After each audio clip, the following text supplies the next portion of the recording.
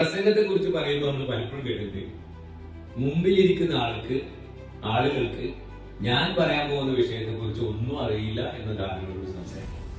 നിങ്ങൾ കേൾക്കണം, ശരിയാണോ?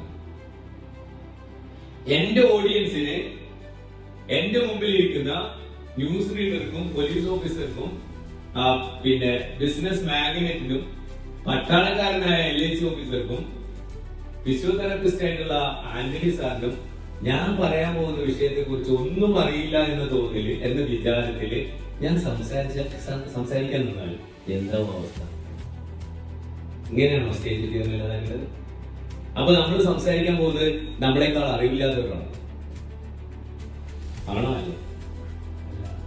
നിങ്ങൾ ഏത് സ്റ്റേജിലും ഏത് ഓഡിയൻസിനോട് സംസാരിക്കാൻ പ്രാപ്തനായിട്ടാണ് ഇവിടുന്ന് പോകേണ്ടത്.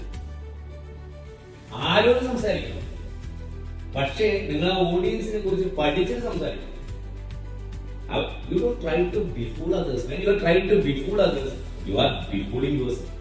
നിങ്ങൾ മറ്റുള്ളവരെ വിഡ്ഢികളാക്കാൻ ശ്രമിക്കുമ്പോൾ നിങ്ങൾ വിഡ്ഢികളാകും.